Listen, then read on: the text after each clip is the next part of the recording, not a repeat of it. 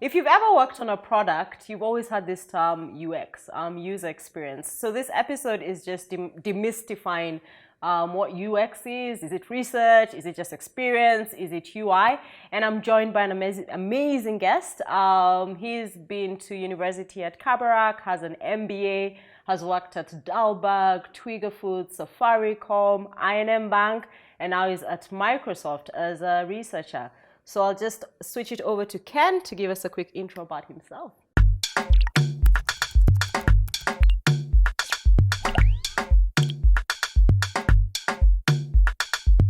Yeah, hey Jackie. Hello. Thank you for having me.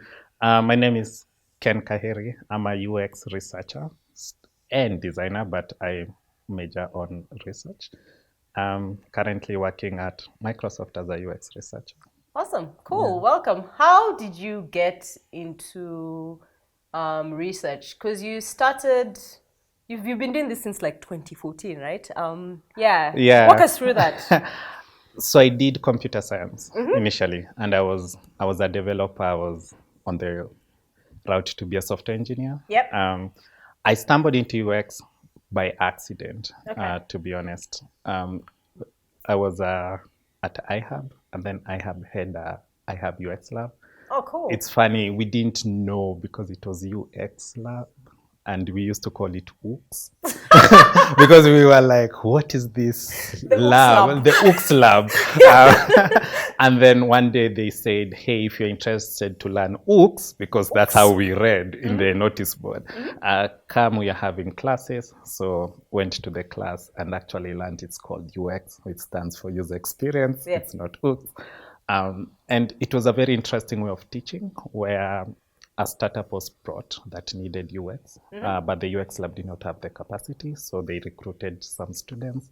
So you are taught in class, and then you go and practice based on this startup's problem. And that was so mind-opening to me. And I think that one, teaching by practice, it's you were just thrown into the problem, figure it out. Yeah, and like, okay, this is how we ask questions, this is how we do something called research guide or type of questions to ask. This is how you do it. The next week, go to the field, ask some people questions in regards to this startup. And that just made me switch. And I was like, yep. This is it for me. I think this is it for me. I really, really enjoyed that process. Awesome. Let's bring it back to just the basics. Can you give us some theory around like user experience? How did it start? Like, yeah. Let's start with that definition. Yep. So UX stands for user experience. Yep. And there are three major branches. There are a lot that has come up, but there are three major. So there's UX research, there's UX design, and then there's the UI. User interface. I'll break down what that means, but they are under this group of user experience. So user experience is identifying customers or users. So those are two different. So users is somebody who uses a product, or customer, and customer is somebody who buys. Okay. So most of the times it's the same person, user and customer. But when it comes to kids, for example, and toys, the user is the kid, the customer is the parent, because the customer is the one buying, Gotcha. and the kid is the one using. Yeah, so so the differentiation is usually when it comes to who is paying. Making the decision. Making the decision, there's customer experience and user experience, but we group them under user. So it's identifying user or customer experience, needs and wants and aspirations, and then crafting a solution that creates impact in their lives. So either the life of the user or customer or the life of the business itself. Because now UX has now to incorporate business as part of your users. So that's the definition. So how it started is UX right now, as we talk, it is about digital products. Yes. The physical products, to be honest, I've been doing UX for a long time without having that thing. So like designing a chair, a spoon, a fork, a shoe. That, they have been thinking about if it's a shoe, if you are running, thinking about how do you run? How do we make it comfortable? How do you make it? So in a physical product, UX has been practiced a lot from research to design. Yeah. But in digital product, it hasn't been the case. Yeah. Because initially, computers were meant for scientists to solve complex problems. Yeah. It wasn't for a layman, yeah. you know. And when scientists are involved, things are complex to a layman. It might be simple to them, but to a layman it's very complex. But with time, computers did a good job in helping scientists to discover stuff. And people are like, if it's so good as scientists who are so complex, how about the layman? Computer can handle it, right? Yeah. So there was that transition now from scientists now to a normal user. But when scientists are trying to simplify things, they are still complex to a normal person. Yeah. So what happened, the initial computers actually did not have an interface. You had to put commands. Codes, yeah. Yeah, so when you put it on that blinking light, waiting for a command. If you miss a comma, a full stop, it doesn't run at all, right? But with time, technology evolved and this graphic user interface came. So rather than interacting with codes or something like that, now you are interacting with objects you can see. Yeah. So things like mouse was invented where you can drag things around. This looks normal now, but back then it was revolutionary. So you can imagine go from writing commands to never worry about commands for the rest of your life. Yeah. And then computers just evolved and graphics interface evolved, and then applications started coming. The mass market now could interface with the computer easily because they don't have to remember codes or anything, and it looked good. But there are two events, in my opinion, that made UX blow up. Two events in the tech world. First is in 2007 when Apple launched iPhone. Steve Jobs, and 2008 when Google launched Android. The reason for that is computers moved from this big thing on a desk to a small thing on your phone, which made computers mobile. People can go with it anywhere that they want to go. And it's for the mass. So that having computer being mobile, that was a big thing. Yeah. Second thing that happened is in 2008, I believe, Apple launched the App Store. Yes. And Google launched the Play Store. Now that was... Everyone's building apps. Everyone's building apps. It doesn't matter if you're a billion-dollar company, if you're a small startup or somebody at the basement doing something, you have a distribution network. So the competition, users got variety. You can choose. You don't have to use a software because that's the only thing you have. You can install or uninstall. I saw your episode of doing a feature phone. I think in the feature phone there's like one game like Snake. You can't uninstall that. You can't. And you can't add any other game. You are stuck with that. And that's how it was before. But with App Store, you can install and install. And that created competition. Users had variety. And it's very soon that people discovered that user experience is the differentiator. It's here. The differentiator. For you to float, to be at top of the competition, all of a sudden experience became a competitive edge. So I like how you've talked that the user experience became the competitive advantage. And I've understood when you talk about user experience, UI is part of that, right? Yeah, it is. But there's a lot of confusion between UX and UI. And UX is not UI. So how... It's not, how do and sometimes people miss the research part where you've talked about understanding the user experience, doing the customers, the users, and just jump into something that looks nice and shiny. What's going on there? How did this confusion happen? So let's start. So earlier I said UX has UX research, UX design, and UI. So let's start with research. Research is talking to people. It's understanding the way of life, understanding what's missing, deeply understanding the problem. And that is a very crucial part of the design process. Is understanding who you are designing for. And I usually tell people, if you are the one using the product, if you are the only customer in the world, then you don't need research need because you research. understand yourself. That's so true. But if you are designing for others, Yeah. you need research. You need to really understand them. And research is at the core. Because bad research just means Bad products. are being shipped. Lack of research, and this is very expensive. There are some studies that have shown how research saves business a lot of money. Yeah. Because software engineers are not cheap. That's so true. Designers are not cheap. When you launch, the cloud computing are not cheap. It's not cheap. Yeah.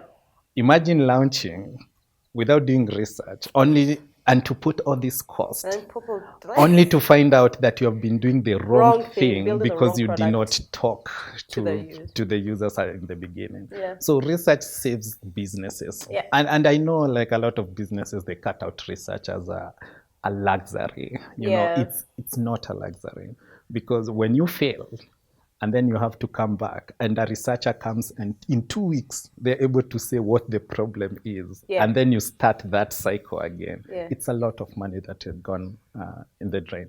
So research, just understand, that's the core.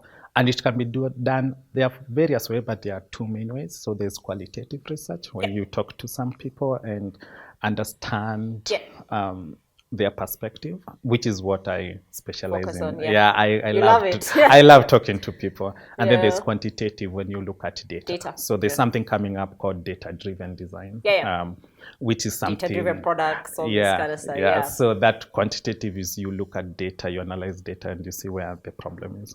I can go on about research. There's a lot of because there's also primary research and secondary research. So that's research. Then there's UX design. Some companies call it interaction designer. Yes. I know Google say interaction designer. Other people call it UX design. So when researchers come back with feedback, a UX designer looks at that feedback and transforms problems into features, or feedback into features. So this is the person who sits between research and the UI guy, because UI people are about making things beautiful. Just tell me what you wanna see, and I will make it for you. Researchers are good at uncovering things, and they will write a very beautiful report. But a UX researcher looks at the report and says, okay, these are the features that will go to address this specific problem. Most of the times you will find that the researcher will do that, but I really recommend not to. You're biased. I really recommend not to, because when you look at majority of researchers, they come from research background, but not a technological background.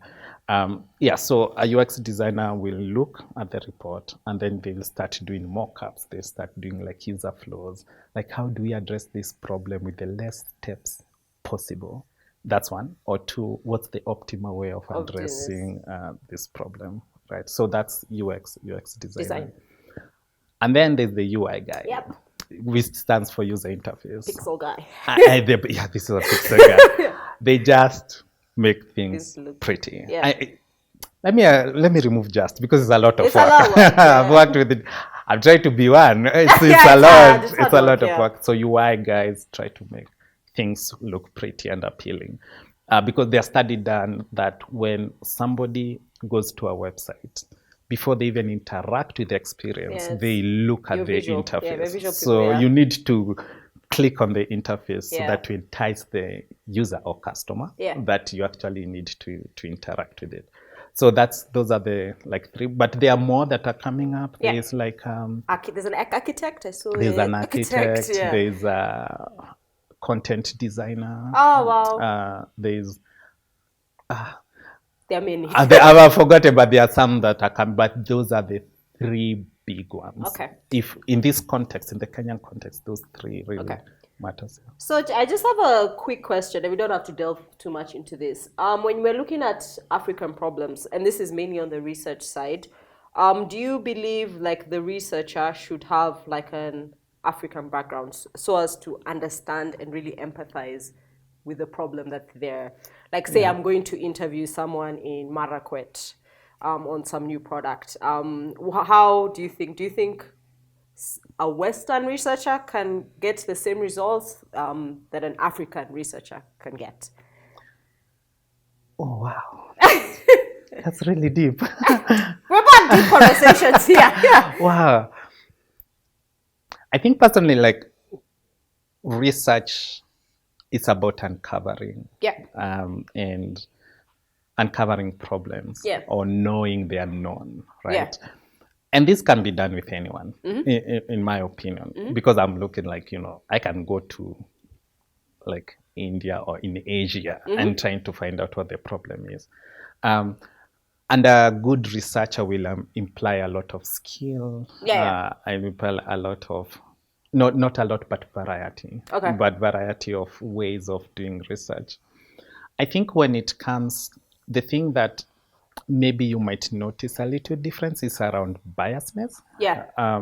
So you might see, for example, somebody you're interviewing because maybe they have not seen somebody of a different of color, a different or complexion. So this is quite new to them. So they might have that biasness, or their answers might be I'm putting might here.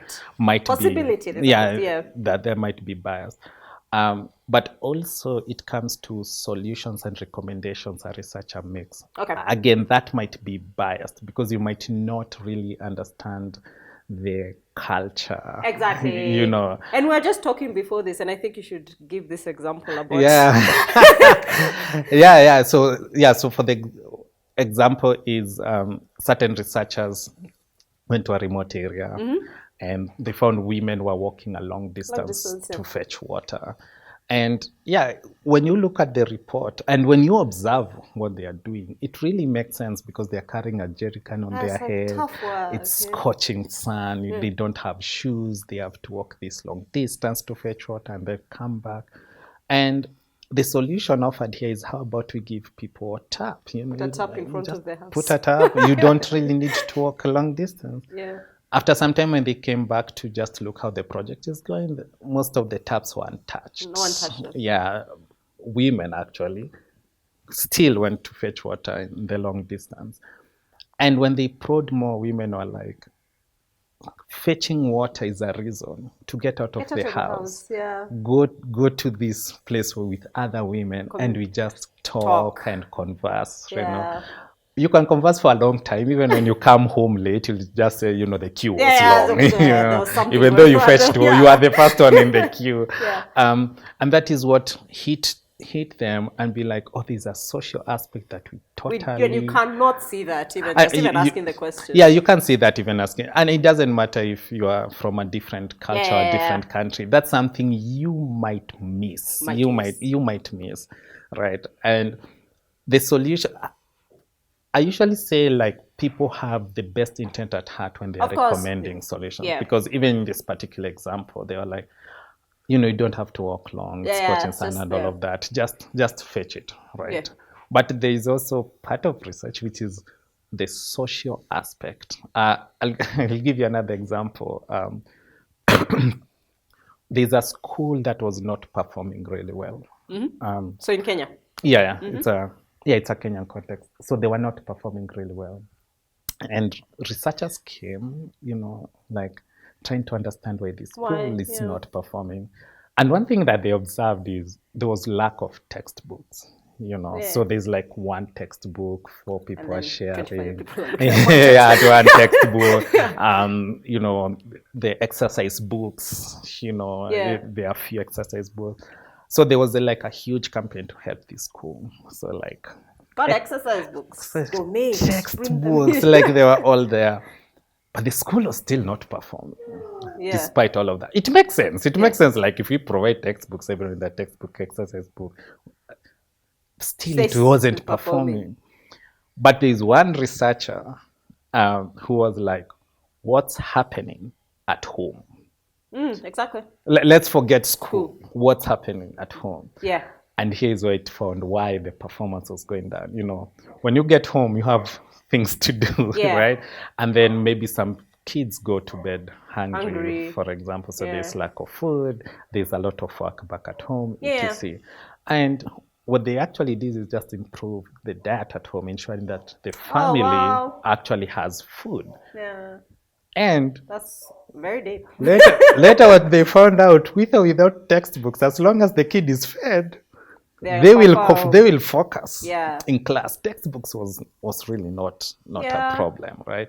And these are things that you might miss initially Yes. because you are looking at the context of the school. Scope So of- one of the things we usually say in research is look at this person's whole life. Whole life, Because yeah. there's a certain aspect of your life that will influence another aspect of your life. That's so true. we can't.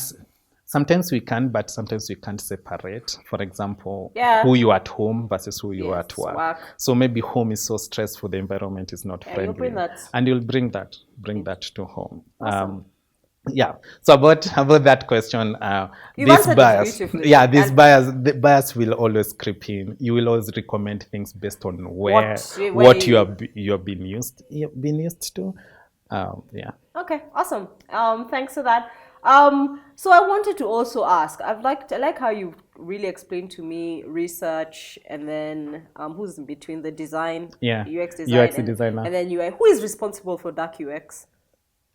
The UX. Yeah, like dark UX. So it's like, what dark UX? Maybe explain to my listeners how do you explain what dark user experience is? Where it's getting you hooked on a digital product. Yeah. Where you're just... So the thing to learn is UX doesn't exist on its own. Okay. There are influences that comes in. It can be from the business. It can be from software engineers. It can be from marketing.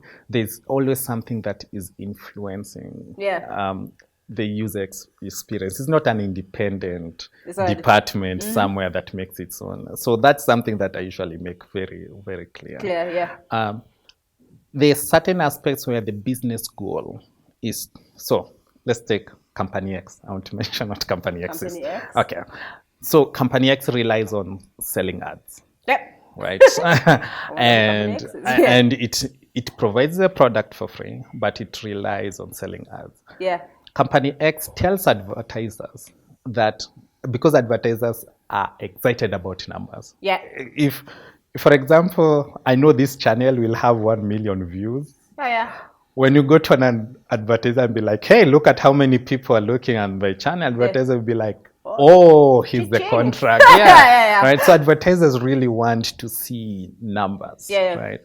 Now, when the business, UX is under the business, and the business needs to pay bills. Yes. And something about UX that people don't talk about is UX has to prove its value to the business. Yeah, so true. Like engineers, it's very easy. It's very, you're shipping product and like you have to prove value. I remember this one quote when I was working for Safaricom. She was a chief business development. She's Deborah. Mm-hmm. And Deborah said, for every shilling a company invests, it expects two. Yeah. Put that in mind in whatever you do. Yes. Yeah, unless you work on a foundation or something like that. Yeah. Okay, back to Company X, right? Yeah. Now, Company X is like, we need to make our advertisers happy. Yes. Because our advertisers are the one who are keeping the lights on. Yeah. Right? The only way to make them happy is to show them that actually people are spending time on our platform. Yeah. Now, UXers, how do you ensure that that's happening, right? And so the UX person will be like, okay, let's make this thing or let's make our product enticing enough that people want to spend time on it so that our advertisers and our business is happy, right?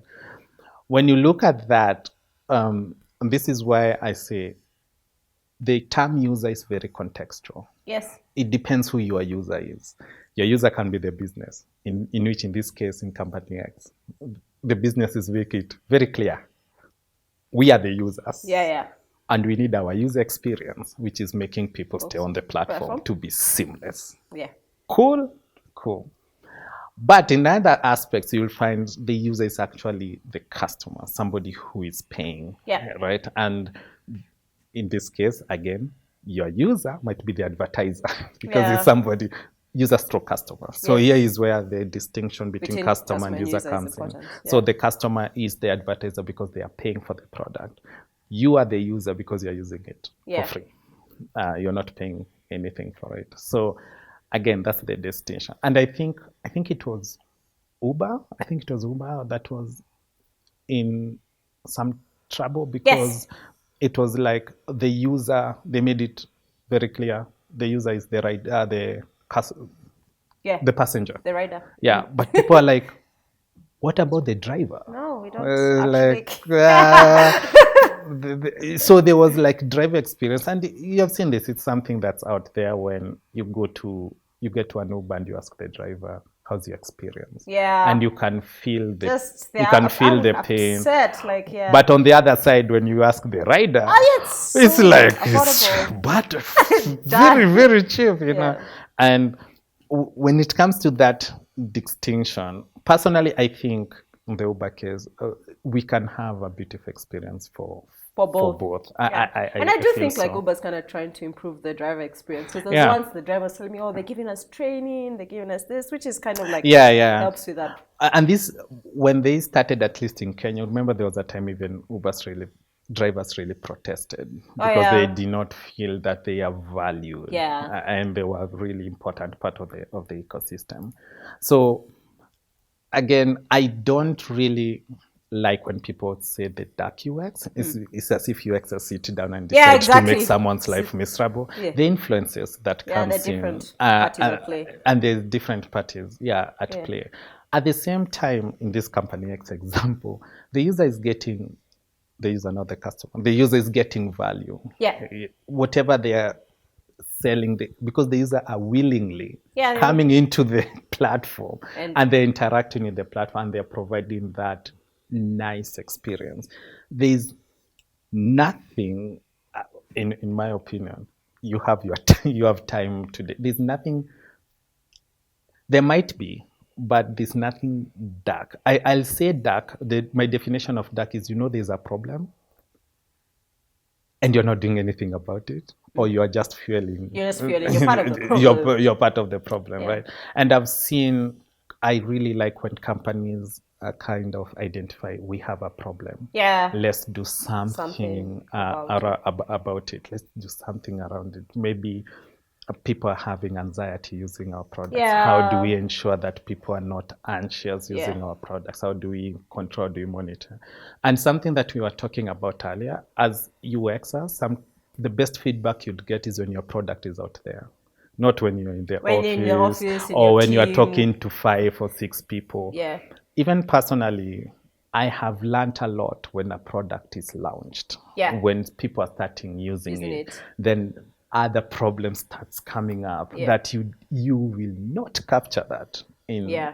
So I usually advise even startups, launch quickly. Launch quickly, because when users are using it in their own comfort zone without 3 people sitting and looking at them and looking at what they're doing, you will learn a lot from when it's out in the real world. That's why you see people launching beta versions. And the reason for beta is when somebody is using it, first of all, people know it's unfinished. But when you are using it without this simulated environment, you get like rich feedback.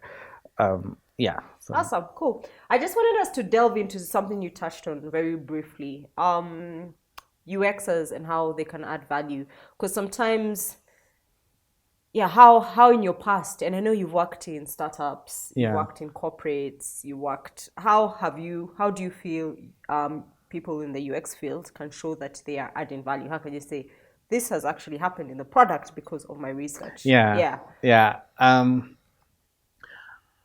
think, so there are 2 ways looking at it. First, it starts with the business. I usually say the business houses UX. So it starts with the business.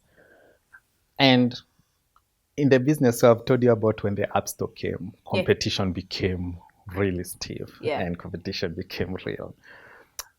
There are tendencies of businesses launching something, failing, and then they hire UXers to find out Like, what went wrong. Yeah. And most of the time I'll be like, if you started with UXers, Yeah. you will have saved a lot. So there was like a study done on how UX actually saves Yeah. a lot of money Yeah. for corporates. Yeah. But another thing from the UX standpoint is you should understand as a UXer at all time you have two users. You have the business and you have the user, the customer. I find it funny when the business is very clear. We want, for example, to add revenue. Yeah. Revenue is part of our KPI. Yeah. Whatever we do, let's tie it to how this will add revenue. Revenue, right? yeah. And then as a UXer, you can do UX on how to get traffic.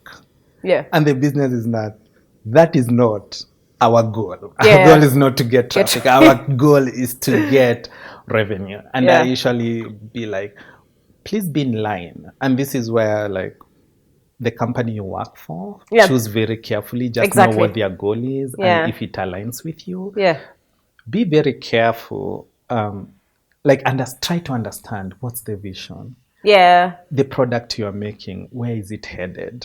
What's the main goal of this product? So that the business will feel you are adding value if you are chipping in to the entire vision right? Yeah. If you say, if you change XYZ, customers will pay more for this extra service, that you're adding revenue and you're proving your value to the business because you're aligned to their goal. The thing is, there's a mismatch between what a business wants and what UX brings. Yeah. And I've had this thing of people saying like, yeah, those people in suits, they don't understand UX, they don't appreciate UX. Most of the times I flip, I'm like, do you understand them? Yeah. Before they understand you, you need to understand them. The skills you apply in the field, trying to understand the problem, understand the user. Apply that to the business and see where it's going. That's a really good tip. And if it's not aligning to your values, well, just change. And I usually say when you get a job offer or before you apply for a job, just look keenly the vision. Where is this company headed? Or this particular product you're working on during the interviews. Try really to understand. Because I remember like when I was coming to I&M, I had this talk with you. Where I was like, where are you headed? What are you building? So that I can say, okay, I'm really gonna add value into this. So adding value, please align yourself to the vision of the business or the product you're working in. Make sure that you're contributing to it. And if you're not feeling it, just search for something or go somewhere where you are feeling the product really strongly. Okay. Have there been times in your career where you felt undervalued, frustrated? Like you've done all the research. Yeah. You've given a recommendation, but that's just ignored. Yeah. That was great, whatever. Let's just it happens all the time. It happens all the time. One core thing as a researcher you should have is compromise. Compromise, yeah. That is a core thing. And I have seen like somebody doing research. That was me initially. I want the team to adapt exactly what I've said, right? And the team will adapt a portion and then leave out a big, and then I get so frustrated. And the thing that changed my mindset, actually I think it was a talk. It was a talk when this person, it was a talk in YC. I think YC is I don't know what Y stands for, I've forgotten. Is it young? Okay, it's a VC fund. It's called YC. And they were talking about, from the founder's perspective, about the compromises they have to make for the product. Either the cash is not enough, cash, there's something, the cash flow, or technically, to be honest, implementing your recommendations will take a long time and a lot of resources. And this founder was breaking down why we went with this and not that, why we, and then like, this is how we got here. And the thing about UXers is learn how to compromise. Even to date, there are some things that are turned down. But when I talk to my manager, they are able to explain really well. Be like, for example, headcount. You know, we have few people, so we had to make a decision what to start Yeah. with. We cannot start with everything. Yeah. Maybe the business, for example, once Yeah. once this specific goes to be accomplished, and based on your insights, these 3 insights or As these what 2 will insights do are the now. ones that are actually addressing to that problem. I advise, and I'm advising UX researchers specifically, celebrate wins no matter how small. No matter how small. No matter how small. Even if you said this button, the color, people cannot see it and they changed it, that's a win. Because it starts from there. That's so small. And then it gradually goes higher and higher and higher. And then all of a sudden people are looking at you for what you do. Tell us what you would work on. So the thought of starting small and growing, these days I celebrate. Like if people... I remember, I think it was actually in I&M where I was like, excuse me, guys, people are not understanding this banking jargon. So my recommendation is use this instead. Yeah. And when it was used, I was so happy. It's a small name. But again, with time, I'm getting these texts. They're like, can go and test this to see what people think. And then with time, it advanced to, can we have, because you talk to customers and you have given us good feedback in the past, what do you think of this? Yeah, which is nice. Yeah, and then so start small, and then there's compromise. You know, just try as much as possible. Not everything will be taken, but the little that will be taken, be happy about it. But also follow up. You know, sometimes maybe headcount was the issue, and then all of a sudden headcount is available. Just follow up and be like, hey, couple of days ago, I said this and this. Can it be implemented now? Because people forget. You know, you are the best custodian of your work. And put it in your head, whatever research and even if you did it 2 or 3 years ago, just put it in your head. There's a time that will come when that research will be useful. So, like right now, I'm at work. There's something we are working on, and we are reading past research work. Oh, interesting. Yeah, and there's a high chance I want to go to the field because there's a researcher who did something back then. So what I'm planning to do is just take and be like, hey, this was done. These are the findings. I think we should go because the methodology is solid. The insights is solid. At that time, it might not make sense to the business, but business evolves, things evolve. At this time, it's making sense. So even have that hope, just document it really well so that when you leave, somebody else will come, read your work, understand, and be like, okay, back in 2017, this was not possible. We're in 2022, this is possible. Let's implement this. And one day you'll be on the street and you'll just see your work. You'll just be like, oh my God, I recommended this. And that will make you happy. So compromise is a big thing. Awesome. So for someone who wants to get into user research, what would be your advice? How do I get into it if I want to?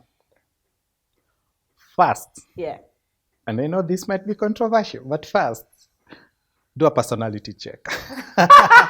Because I love that. High five. It's so true. Like user research involves talking to strangers. And there are some people who are very uncomfortable talking to strangers. People, you know, check yourself first. Just be like, am I comfortable actually talking to a stranger, asking questions as they respond? Because even people you have to be such an open-minded person. Like against all your bias, your biasness. You have to be.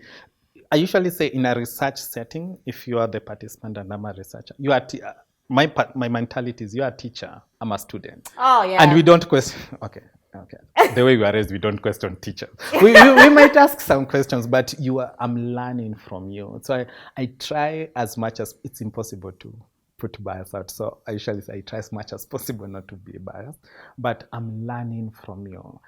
But your personality might not be the one of talking to people, or just your personality might be so for example, again, let me say this, UX UI is not a position. I say UX stroke UI. It's not, because these are two different separate people. And But it sometimes comes. can there be one person? No. It's like sales and marketing. Like whenever you say sales and marketing people are like, no. Well, I do, yeah. And then sales people are like, no, we don't do. I It's get so you. separate. And it comes to, the separation comes down to personality. UI guys just want to expressing themselves through a screen. Yeah. So they want to sit down and just make beautiful. When you meet a UI designer, you Yeah, just I find like, yeah. But a UX is somebody who is very personality Curious wise, and they're wants to curious, try, they just yeah. want to go and talk to people. Yeah. So check your personality. And it involves talking to strangers. Yeah. Are you willing to stop somebody on the street and be like, do you have 2 minutes Yeah. to check? Sometimes research that you'll do might involve something very deep, like in the bank when we are like, so how much do you earn? How much do you spend on that? Because we wanted to see where budget goes. You have met this person, and within 15 minutes, we're asking very. So they need really to trust you for them to open up and feel comfortable. So check on personality. Mm-hmm. Second, if personality checks, learn the basics. I've seen this when people just go to a project and they start doing research without understanding the basics. And Coursera, and edX. Fantastic platform, which needs discipline to finish those courses. People start and then in the middle they're like, yeah, this is because there's a lot of theory, but that theory really, really helps. Yeah.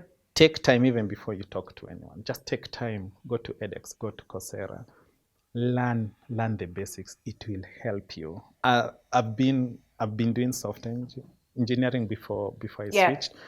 And I saw people who dedicated their time to learning basics of software engineering. They come up with fantastic solutions. Yeah, that's so true. Than people who just be like coming and then That's what I believe as well. I know there are people who are like, you learn by doing, but for me, I'm like, just learn the basics. Yeah. Because an expert is somebody who does basics really well. Really well. That's what an expert is, right? So learn the basics. Go to Coursera, learn the basics. Third, you need some experience. And this is what there's some group of people I talk to, and they're like, how do I get experience? And I'm like, there's a lot of startups in Nairobi. Very many, yeah. There are a lot of NGOs in Nairobi. Who requires your skill? Yeah. You can go to them and be like, hey, I'm a UX researcher. I'm in love with your product. I'd want to do UX research for you. They might pay you or not. They might not have the budget. But one thing that you should insist is, in my portfolio, let me put you as part of my work. Yeah. And if somebody calls to clarify if I actually worked for you, because technically they will say, they did research for us. And this is how you get some work in the portfolio, because an employer doesn't care if you are paid or not, if you approach them or not. They're just looking at someone to do this. Yeah, what have you done before? And you can explain your process, etc. And to get that experience, don't wait for somebody to come and employ you so that you get experience. Be proactive. Go to an NGO. Jack is starting a startup. Come to Jack and just be like, okay, I want to do this, but most importantly, I want to put it in my portfolio. I've forgotten. I had a fourth point. Okay. Oh, prop tip. This is about a pro tip. UX is about people. Yep. And you should really learn about psychology. I love that. Actually, before you continue, that's the first time I learned when I was in uni. This was like 2005. And that's when I saw the power of psychology, understanding people's psychology when you're building software. So exactly. I'm loving that you're bringing this here. Yeah. This is a pro tip. Read those. Yeah. Human beings want to say how unique they are, how they think by themselves. No. We are not that unique. There's influences, and try to read as much psychology as possible. You will understand how people think, how people reason, and that's a pro tip. I try to read. They're so detailed, because these books are not like, they are so detailed about the process and the findings and the learnings.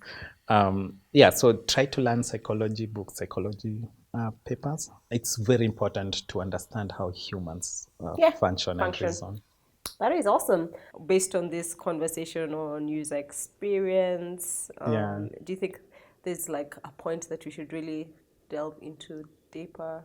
Yeah, UX is not UI. Amen. That I have to insist. That is your parting shot. That's my parting shot. And if you're a company and you're hiring, please don't do UX stroke UI, because Yeah. those are really different. And yeah, just something even to employers is specialists. I see in Kenya that we really love generalists. You know, Yes. you can do front end, back end, and UX, and even design, code a bit, and data science as well. Yeah, there's quality of work, Yeah. good quality of Yeah. work that comes from specialists. Yeah, yeah, I agree. And try as much as possible to have specialists in your team. So don't have this UX UI. UI Those are different, as I have explained the Yeah. difference between UX research, UX design, and UI. Yeah. So those are very different fields. Yes. Second, UX can add value to business. It's not a Amen. luxury. Absolutely must. not. It's a must. Yeah. And something to keep in mind. I remember I won't mention the name of the company, but I walked into the reception and they had this award. I don't know, the best what of what, 2015. Yeah. And I'm like, in 2022, Yeah. you know, people change. Yeah. You know, where were you in 2015 compared to, a lot has changed along the way. Yeah. And this is why we need UX research constantly. Yeah. Because your population changes. You might be the thing, you might be the it in 2015. But yeah, have you kept up to But date? have Yeah. you kept up to date? Yeah. You know, maybe you are targeting 22-year-olds in 2015. Right now they are what, 27, 28 maybe. Yeah. And then the new 22-year-olds have a different perspectives. You know, back then TikTok was not there. Yeah. Now it's here, for example. And there's a lot that has changed. And UX research is needed constantly. It's not needed for a project. Like come, learn, give recommendations, go. No. You need to be there constantly, because you need to understand your customers constantly. Yeah. And there are companies that have been left out in the cold because the customers moved on. Yeah. And they were not aware of it. And then the worst thing you can do as a business is playing catch up. Yeah. Because already those people are miles ahead, and then you are trying to do catch up. And the reason why catch up is very difficult is I come to you and be like, hey, look at my business. And then somebody's like, how are you different from this person? That person, right? So UX research is needed. It's a constant thing in your team. Like learning is constant. One thing actually UX research do is something called usability studies. When you design something, you go to the field and then you test it. So UX is not a one, it's like software engineering. Exactly. You don't fire engineers once they launch version 1. You're like, okay, they are bye. No, you keep them because things change and new things keep cropping up. So UX is not a luxury, it's a must. And the cost of involving UX at the beginning is so cheap. That's true. It's so cheap than involving them when things are going wrong and when people are not picking up your product. I know right now it's as if I'm directing my UX thing to the business, but again, no, it's true though. It's the business that employs UX. I love how you said UX sits under the business. So it sits under the business. It's not like a side thing. Like those people. Yeah. So UX is really important. So those two, UX is not UI. Remove those. UX is needed constantly. It's a constant because you need to constantly learn, and people are changing constantly. Lifelong learning organization. Yeah. Exactly. And the third and final thing is UX is part of the product team. Yes. Yeah, it's deeply integrated because you are designing for a customer who's out there, and the person who is the link between the business and the customer is a UX researcher or sometimes UX designer. They are the people who can be, I remember it's I've forgotten his name, the founder of Starbucks. When they have a team meeting, there's usually a chair that's empty, and it's because that chair represents a customer. Oh, I love that. Yeah, and when he's going maybe around and people are talking, he just looks at the empty chair. So and be like, what is really that cool. person thinking about, right? And that is really, really cool. And I found that very, mind-changing on involving, like literally putting the customer in your boardroom when you're making a decision. And sometimes people will talk, but they don't have the perspective of the customer. And maybe you can just be like, I've not had opinion of a very important stakeholder who is sitting there. Okay, the chair is empty, but who is sitting there, right? And makes you just actually think about it. So when you are going part of decision-making process, involve UXers, because you can't bring all your customers in. But what are the customers saying? Okay, what is the data saying? What is the finance or the economics saying? And then you bring this all together as a leader, and then you make a decision. Leaving the customer out of that process, it's really costly. It's costly. Because at the end of the day, they are the ones paying you. You know, you are relying on them. I really don't understand how the person you are relying to keep your lights on, you're ignoring them.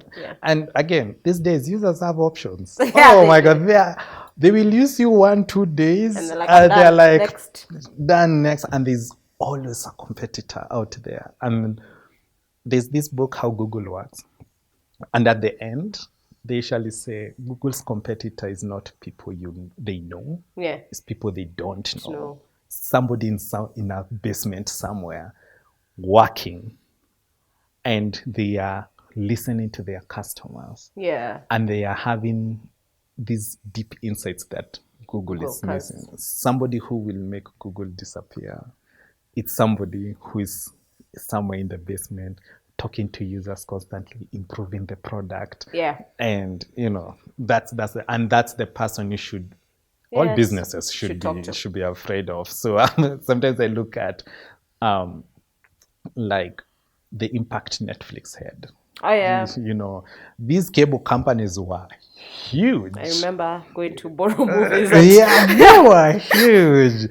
But there's this person just working tirelessly, talking to customers, understanding customers' behavior, and then creating fantastic product that toppled them out. Sometimes when you look at financials from Safaricom and you see SMS revenue, it's like it's corporates that is actually keeping the SMS revenue up. But most of the times people don't talk on text. This is because WhatsApp just came and understood that people want to send photos, people want to do this and this. And so UX is deep part of the product whenever you're making a decision. And allocate budget to UX. Cool. You're so knowledgeable. Thank you. I really love bringing people like you on the show, because it just kind of shows like we have so much knowledge in this continent, in this country. It's been so amazing talking to you. So thank you. Thank you, Jackie. Cool. So that was Ken. I really enjoyed that conversation. I've learned a lot. I think one of the most important things for me is user experience is a must-have. It's not a luxury. We need to prioritize for it. We need to budget for it. And most importantly, UX is not UI. Separate those two. Which is great. So that's it for today. Don't forget to click that subscribe button, and see you next time. Ciao.